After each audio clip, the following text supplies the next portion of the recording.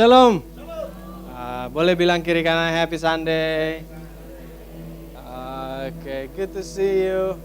Senang bisa ketemu lagi kita di rumah Tuhan. Amazing. Mari kita berdoa sekali lagi. Bapak bersyukur buat hari ini yang Kau jadikan baik. Kami semua bersyukur buat apa yang Tuhan berikan, apa yang Tuhan nyatakan dalam kehidupan kami. Kami percaya Roh Kudus-Mu bekerja bagi setiap kami, setiap saat. Bahkan ada hati yang Tuhan lembutkan, ada hati yang Tuhan jamah. Setiap kami mendengarkan firman, bahkan kami memuji Tuhan. Bersyukur buat hari ini, berikan hikmat pewahyuan yang luar biasa atas setiap kami. Bahkan Kau juga mengurapi anak-Mu yang terbatas yang akan menyampaikan firman. Biarlah kasih Tuhan, cinta Tuhan, hikmat, dan apa yang Tuhan mau katakan boleh aku sampaikan dengan bahasa yang sederhana. Bersyukur. Dalam nama Tuhan Yesus kami mau belajar firman. Haleluya. Amin. Memasuki minggu ketiga di bulan terakhir di In Love. Saya berdoa kiranya kita dibanjiri, dihujani dengan kasih-Nya Tuhan. Amin. Boleh gak suami istri yang datang sama-sama bilang I love you. I love you. Kan di In Love katanya. Oke. Kita review sermon sejenak. Di minggu lalu, Pastor Leo bilang menyampaikan firman Tuhan dengan 991 emergency. Kiranya setiap kita dapat patuh dengan satu yang Tuhan perintahkan dan meninggalkan 99 yang kita kedagingan kita inginkan. Dan kiranya apa yang Tuhan inginkan kita dapat melakukannya dengan penuh kasih, dengan penuh kerendahan hati kepada Tuhan, sehingga kita dapat mengejar dan fokus terhadap satu yang Tuhan perintahkan. Karena dengan demikian itulah yang Tuhan perintahkan untuk setiap kita dapat mengasihi. Saudara, mengasihi adalah inti dari iman Kristen. Karena kenapa? Karena kita semua tahu bahwa Allah adalah kasih. Dan kasih adalah Allah, yaitu Tuhan Yesus sendiri. Gak ada manusia yang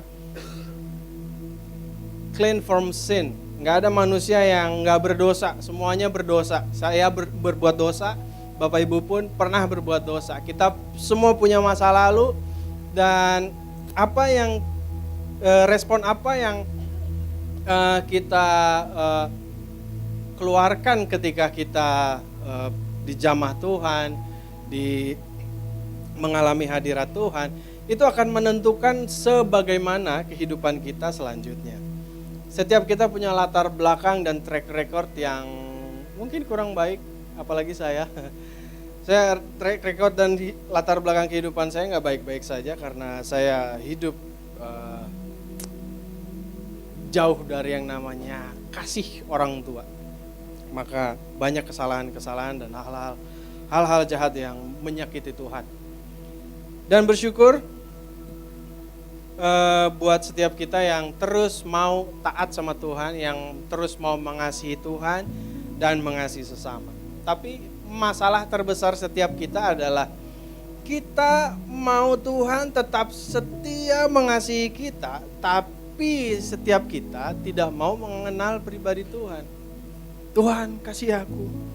Tuhan, aku mau ini, aku mau itu. Emangnya Tuhan Doraemon? Bukan. Tanpa kita mengenal pribadinya. Kita mau ini, mau itu, mau ini, mau itu. Kita gak nyembah, kita gak berdoa, kita gak baca firman.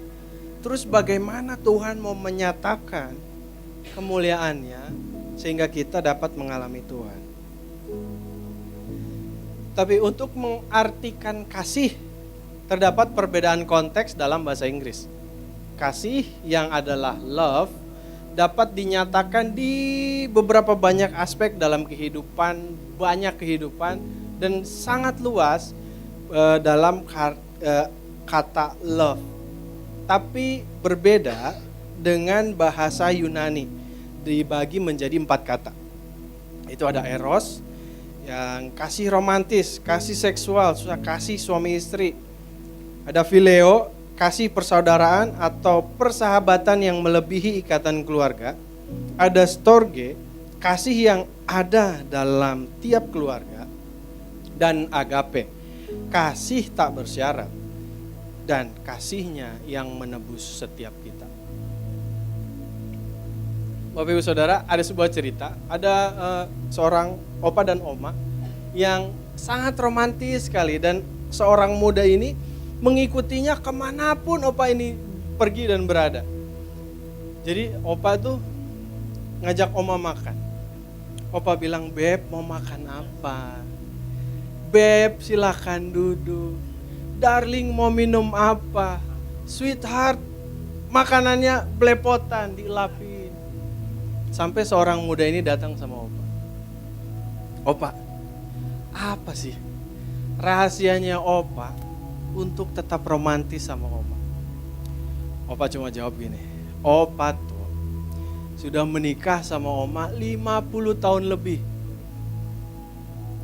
Opa kadang suka panggil beb, panggil sweetheart, panggil darling, panggil ayang, panggil unyu-unyu, apalah itu.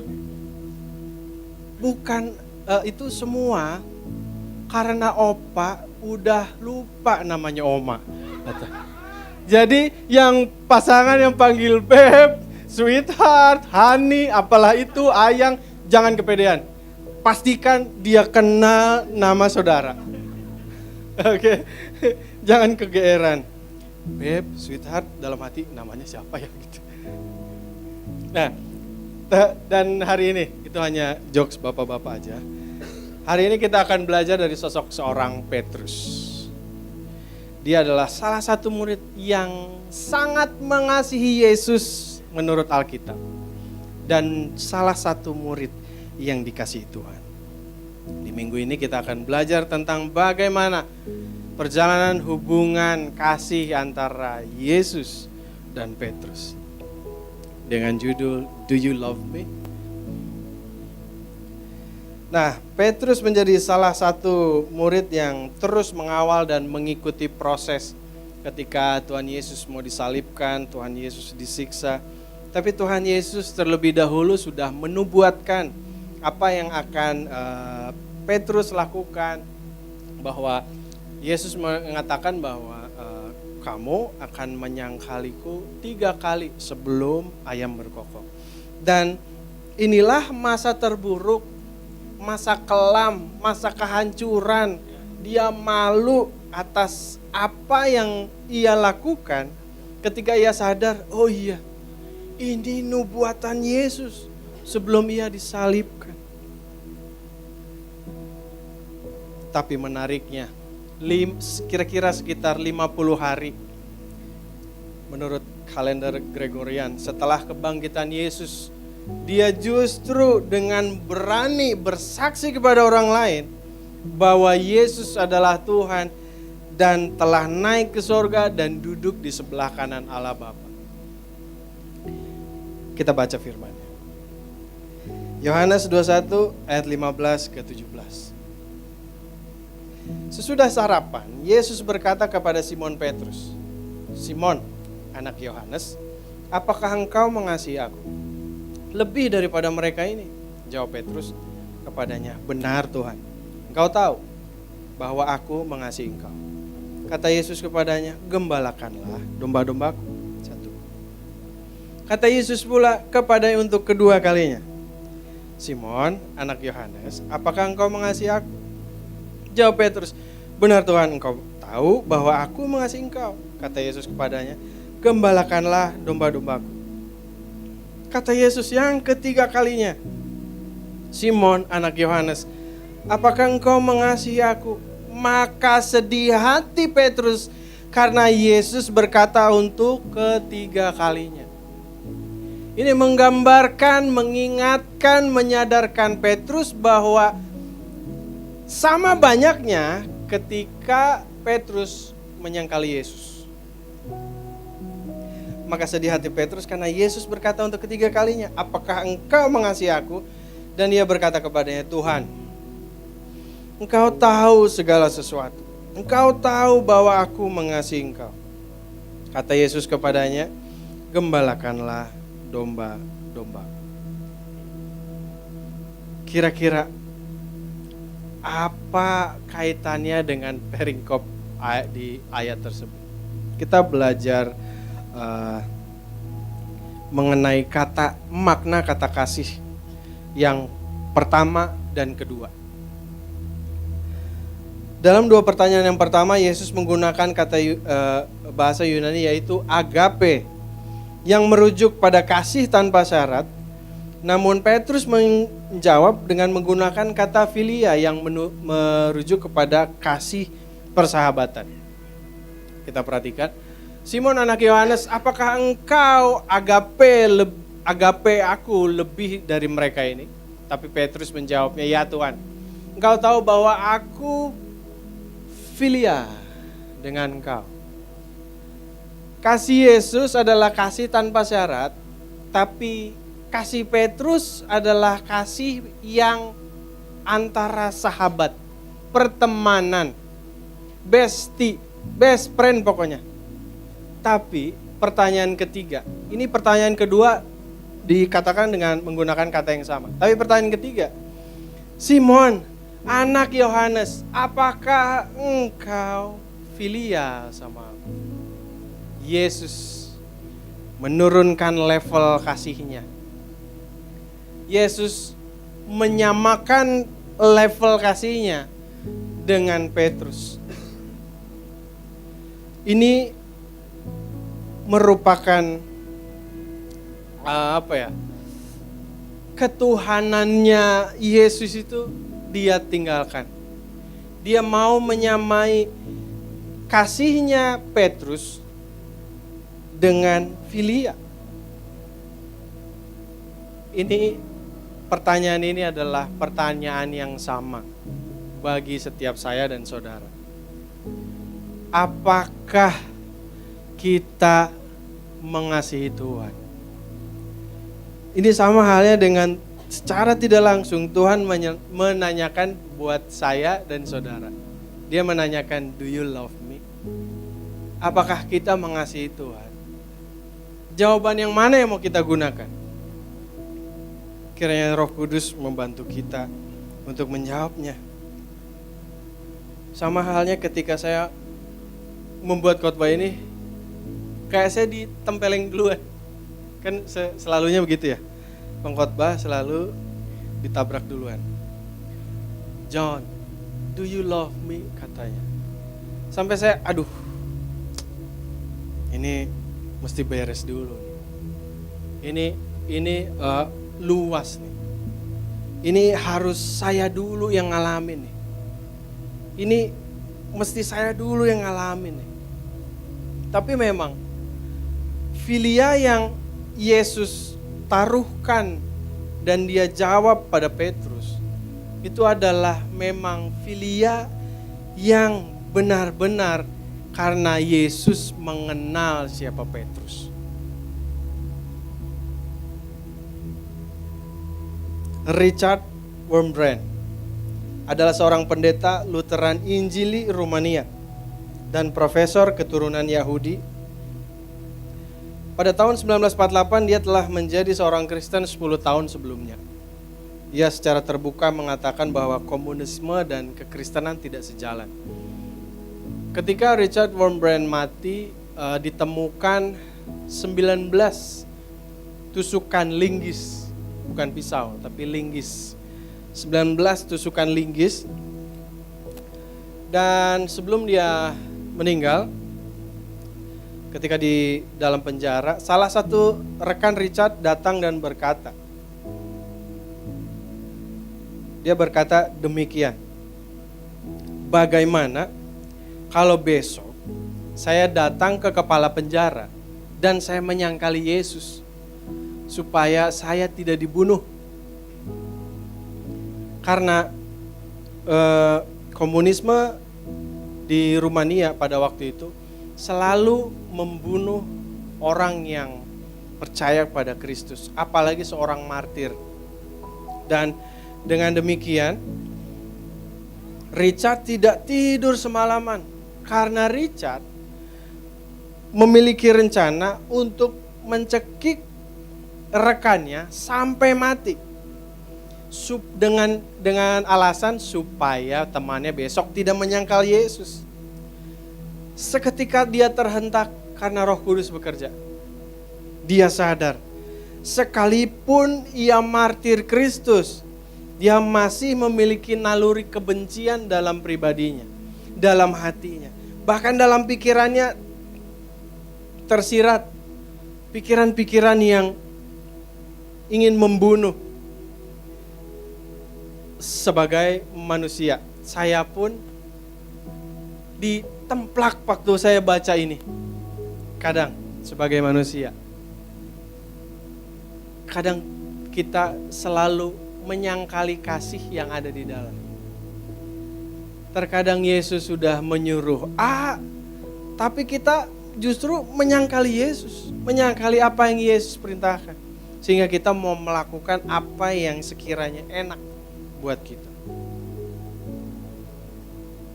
Penderitaan yang harus kita alami memang gak mudah, gak gampang, gak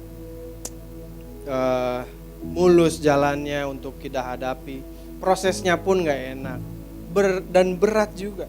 Sehingga banyak orang lebih memilih untuk menghindar dari yang namanya penderitaan. Tapi saya mau ingatkan, ketika dalam penderitaan, kesusahan, keluh kesahmu, Tuhan tahu dan Tuhan ada. Katakan amin. Ketika terpojok, ketika terancam, ketika terabaikan, ketika dalam kesulitan dan dipermalukan, Tuhan tetap ada. Bahkan dalam keadaan yang sedemikian, Petrus juga kehilangan imannya. Iman apa? Iman untuk mengasihi Yesus. Dia menolak. Dia menyangkal Yesus 3 kali banyaknya. Dia mengatakan, bukan aku. Aku tidak kenal orang itu. Aku tidak kenal orang itu. Dan bukan aku muridnya. Itu sebabnya kita perlu memiliki hubungan yang benar. Tapi padahal dalam Matius 26 ayatnya 33, Petrus tuh dengan tegas dia berkata demikian. Biarpun mereka semua tergoncang imannya karena engkau, aku sekali-kali tidak. Tapi apa yang Petrus lakukan? Justru dia yang dia tahu bahwa firman-Nya mengatakan bahwa kalau yang mau mengikut aku, sangkal diri, pikul salib. Bukan menyangkal Yesus dan salibkan Yesus. Yes, terkadang kita selalu cenderung terbalik. Maunya yang enak. Maunya yang gak sulit. Maunya yang instan, gak lewatin proses. Pentingnya memiliki hubungan kepada Yesus dalam setiap hari kita, dalam keseharian kita, sehingga berdampak dalam kehidupan kita. Karena the quality of relationship determine the quality of life. Kualitas hubungan kita menentukan kualitas kehidupan kita. Hubungan kita sama Tuhan nggak ada, kualitas hidup pun nggak ada. Hanya kualitas hidup yang sekiranya baik, tapi itu sementara. Petrus yang mengikut Tuhan Yesus melihat mujizat demi mujizat, dan Petrus mengatakan bahwa engkau adalah Mesias, anak Allah yang hidup. Namun ternyata dia gak menerima kenyataan bahwa Yesus harus menderita. Dengan hal ini, firman-Nya mau menyampaikan bahwa kasih Petrus yang filia itu menggambarkan bahwa Yesus adalah Mesias yang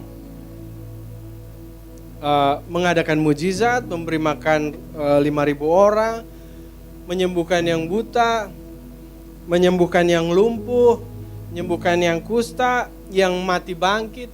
Hanya level itu yang ia tahu.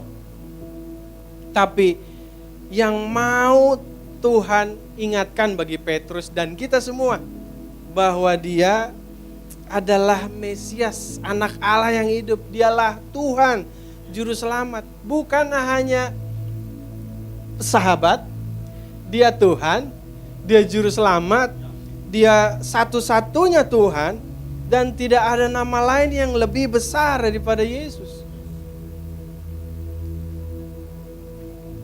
He is the Son of Living God.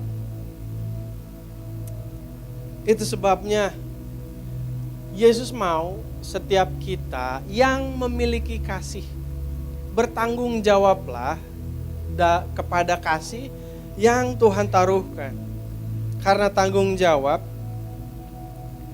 adalah keseimbangan ya dalam hidup. Tanggung jawab dengan apa yang sudah kasih bagi kita, yaitu kasih itu sendiri. Kita perlu tanggung jawab dengan hal yang kecil, yaitu kasih yang sudah Tuhan berikan bagi kita bertahun-tahun yang lalu. Kasih dan tanggung jawab adalah dua hal yang menunjukkan siapa kita di hadapan Tuhan. Ketika kasih kita berjalan bersamaan dengan tanggung jawab, maka kita dapat dinyatakan layak di hadapan Tuhan. Kita bertanggung jawab buat anak kita, pekerjaan, tapi tidak dengan kasih. Itu hanya sebuah rutinitas buat saya. Tapi ketika kita bertanggung jawab akan anak, pasangan, suami, istri, pekerjaan, bisnis, dan disertai kasih dan tanggung jawab, itu menentukan siapa kita di hadapan Tuhan. Dan kepercayaan seperti apa yang akan Tuhan percayakan bagi kita. Galatia 6 ayat 4-5 berkata, biarlah tiap-tiap orang berusaha sedapat-dapatnya, segiat mungkin maksudnya. Dengan demikian ia akan mendapat kepuasan karena telah melakukan sesuatu pekerjaan yang sebaik-baiknya. Dan tidak usah membanding-bandingkan dirinya dengan orang lain. Karena setiap orang akan memiliki cukup untuk bertanggung jawab atas tindakannya sendiri di hadapan Tuhan. Setiap kita nggak bisa bertanggung jawab atas tindakan kita sendiri tanpa didasari oleh kasih. Setiap kita perlu memiliki kasih untuk melakukan banyak hal. Dan ada dua hal yang saya mau sampaikan, yang Tuhan taruhkan dalam saya. Yang ada dua hal yang dapat kita pelajari saat ini. Yang pertama, kasih Yesus memulihkan. Kasih Yesus yang memulihkan. Peristiwa yang 3 kali Yesus menanyakan hal yang sama. 3 kali Petrus menjawab hal yang sama. Dan 3 kali pun Yesus memberikan perintah yang sama. Dan peristiwa ini adalah salah satu momen yang signifikan dalam Injil Yohanes yang tiba-tiba merubah segala sesuatunya dalam kehidupan Petrus. Di mana Petrus dipulihkan Yesus secara terus-menerus setelah penyangkalannya 3 kali. Dengan menanyakan, apakah engkau mengasihi aku? 3 kali. Yesus menanyakan kepada Petrus, ini adalah paralel penyangkalan 3 kali dari yang Petrus lakukan sebelum penyaliban Yesus.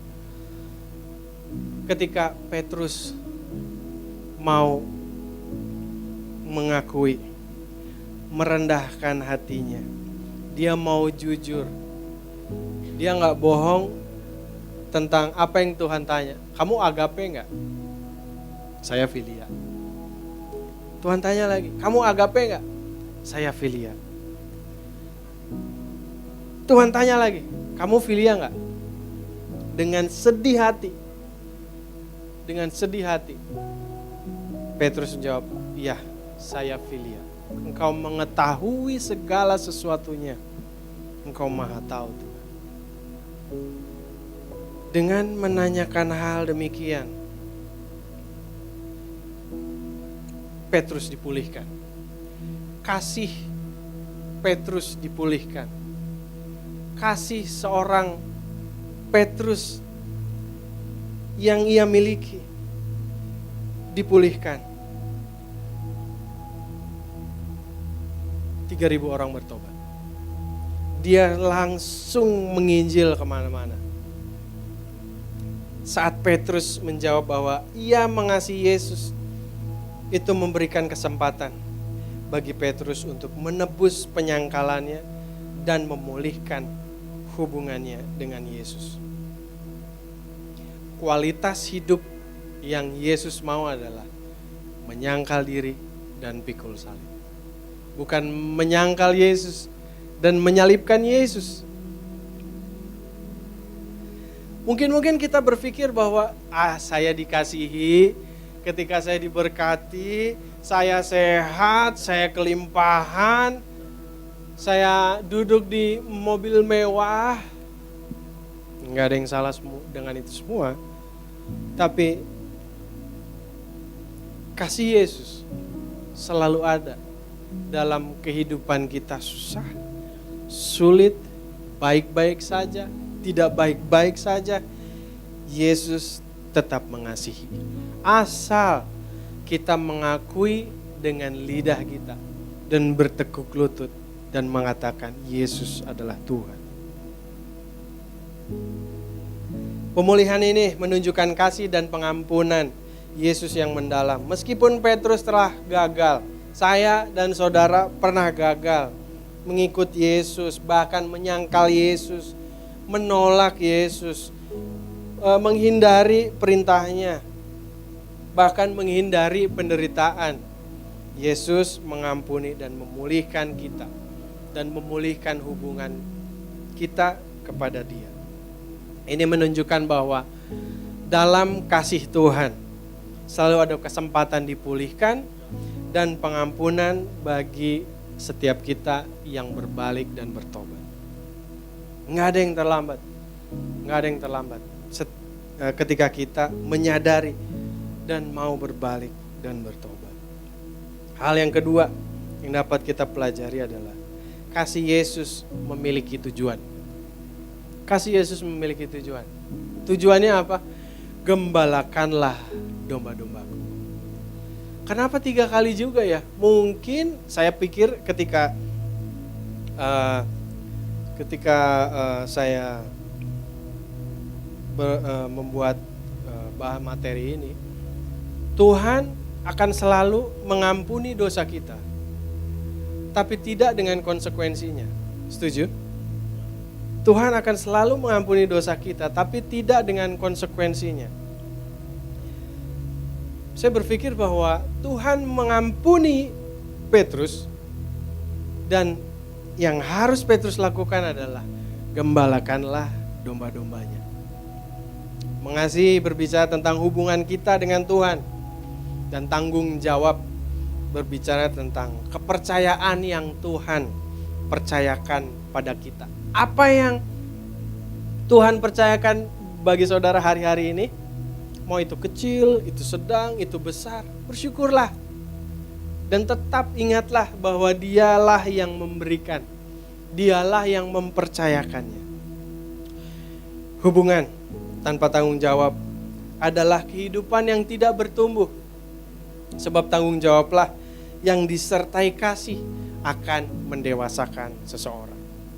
Ketika kita memiliki tanggung jawab yang disertai kasih, itu akan mendewasakan setiap kita untuk mengenal Yesus. Ketika Yesus berkata, gembalakanlah domba-dombaku 3 kali. Penugasan ini sangat penting dalam kehidupan Petrus, dalam menjalani kehidupan sebagai pemimpin Kristen, pemimpin umat Yesus pada waktu itu. Yesus mengajar bahwa kasih sejati kepada Yesus harus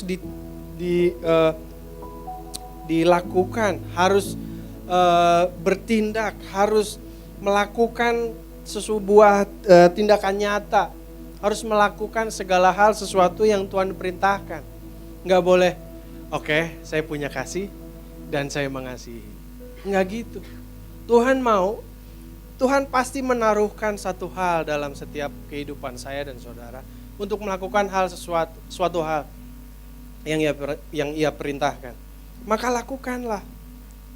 Kasih kepada Tuhan diwujudkan melalui tindakan nyata, yaitu dengan cara mengasihi Tuhan, mengasihi sesama, melayani Tuhan, dan melayani sesama. Itu arti kasih yang diwujudkan melalui tindakan nyata.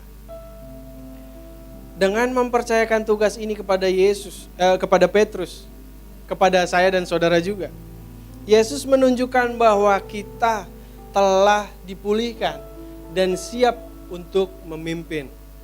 Enggak mudah untuk memimpin. Enggak mudah untuk mengapalai segala sesuatu. Enggak mudah mengambil keputusan. Tapi kalau ada Yesus pasti ada hikmat. Ada Yesus pasti ada pewahyuan. Ada Yesus pasti kita bertanya dulu sama Yesus dengan berdoa. Aplikasinya buat kehidupan kita adalah kita diingatkan bahwa gak ada dosa yang terlalu besar di hadapan Tuhan yang mau diampuni Tuhan. Seperti Petrus yang dipulihkan penyangkalannya dan pelariannya. Dia mau bertobat dan datang kepada Tuhan dengan hati yang tulus, yang terbuka, dan mengalami pengampunan dan pemulihan. Pertanyaannya sekali lagi, apakah kita mau menyangkal diri, pikul salib, atau kita mau menyangkal Yesus dan menyalibkan Yesus lagi? Setiap kita pria yang memimpin dalam rumah tangga atau siapapun kita dalam posisi kepemimpinan, baik di gereja, home cell, tempat kerja, bisnis, usaha, apapun itu, Tuhan mengingatkan setiap kita untuk memimpin dengan penuh kasih, penuh tanggung jawab, penuh pengorbanan. Kita perlu meneladani Yesus dalam memimpin dengan hati yang mau melayani. Tadi pagi saya bilang ini, kasih Yesus tidak terbatas dan tidak bersyarat. Bahkan ketika kita mengasihinya dengan keterbatasan kita. Kasih Yesus selalu ada. Kasih Yesus unlimited lah. Beda dengan kita punya. Ketika kita mengasihinya dengan keterbatasan kita, Yesus tetap mengasihi. Walaupun kita terkadang berbuat salah, Yesus ada di situ.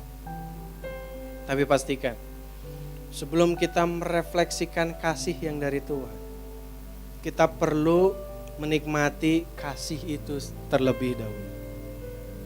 Sehingga kita tahu gimana kasihnya Yesus. Kasihnya Yesus gimana, kita bisa rasakan, kita alami sendiri. Sehingga banyak orang merasakan kasih murni yang dari Tuhan dengan terpancar dalam kehidupan kita. Yohanes berkata, love one another. Perintah baru kuberikan kepadamu. Kasihilah satu sama lain, sama seperti aku mengasihi kalian. Begitu juga kalian harus saling mengasihi. Kalau kalian saling mengasihi, semua orang akan tahu bahwa kalian adalah muridku. Love one another. Kasihilah sesama kita. Bukan mengasihi yang sama. Yang sama-sama ganteng, sama-sama keren gitu. Nggak boleh. Sesama, semuanya dikasihi. Nggak ada batasan, Gak ada batasan apapun. Sama dengan Yesus mengasihi Matius, Yudas, Yohanes, bahkan imam kepala penjaga juga. Tuhan pun mengasihinya. Saya berdoa kiranya kasih Tuhan penuh dalam kehidupan kita. Kita mengalami Tuhan. Kita perlu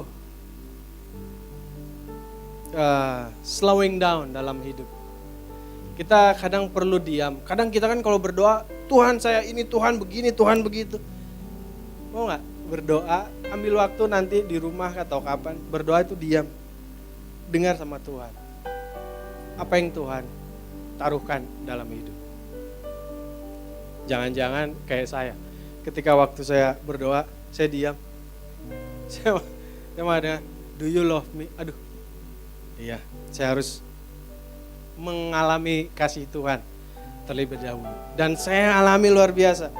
Kasih Tuhan itu sangat besar dari apapun yang ada di dunia ini. Sehingga saya masih hidup sampai hari ini. Bahkan setiap kita semua dipelihara Tuhan, diberkati Tuhan, dan diberikan kelimpahan. Berikan tepuk tangan buat Tuhan. Mari kita berdoa. Bapa yang baik, bersyukur, kami tahu setiap kami terbatas, tapi biar cinta kasih Tuhan yang penuh dan utuh menerima keterbatasan kasih kami. Kami sadar, kami perlu dibentuk lagi, diproses lagi. Itu gak enak Tuhan, tapi satu hal kami tahu, ada kuasa Tuhan yang menyertai. Ada kekuatan yang dari Tuhan yang memampukan setiap kami boleh terus memiliki kasih, bahkan hidup di dalam kasih. Karena kami tahu ada cintanya Tuhan yang tidak terbatas dan cintanya Tuhan yang tidak biasa. Kami bersyukur dalam nama Yesus. Kau buatku percaya ada cinta yang tak biasa.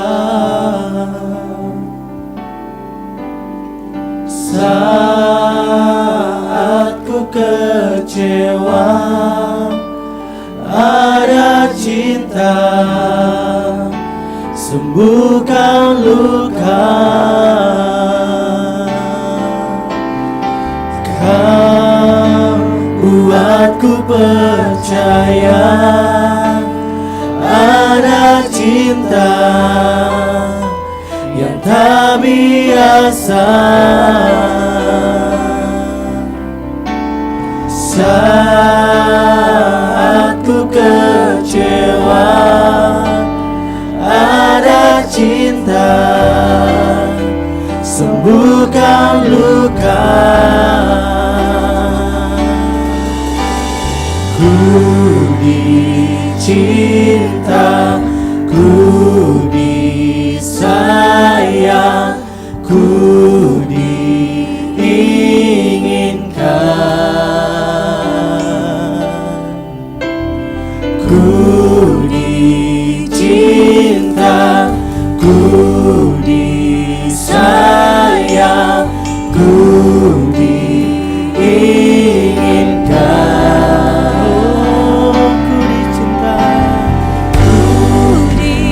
Cinta, ku disayang, ku diinginkan.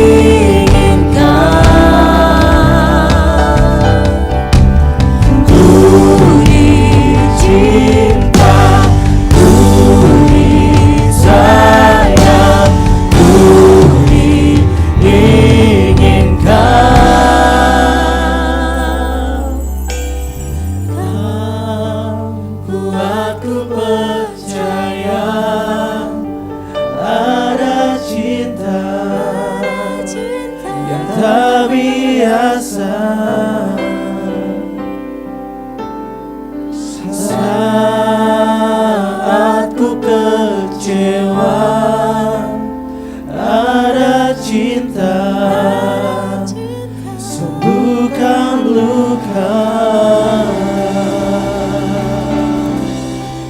Kami sadar kami dicintai Tuhan, kami dikasihi Tuhan, kami disayang Tuhan. Ampuni kami ketika kami selalu menyangkal Yesus, menjauhi segala perintah Tuhan, bahkan menjauhi apa yang Tuhan mau untuk setiap kami melangkah di dalamnya. Ampuni kami Bapa, biar kasih Tuhan memulihkan, kasih yang tanpa syarat, kasih yang tak terbatas menjadi bagian dalam kehidupan kami juga. Kami perlu itu Tuhan. Kami perlu Yesus dalam hidup kami. Dalam karir, bisnis, usaha, keluarga. Kami perlu Yesus di dalamnya. Biar Engkau yang ambil alih. Karena kami mau semua itu bukanlah kami, tapi Tuhan yang ada di dalamnya. Bersyukur buat firman. Aku sudah selesai Tuhan. Tapi aku tahu firman-Mu akan terus mengingatkan, meneguhkan setiap kami dalam setiap proses kehidupan. Dalam nama Yesus, haleluya. Amin.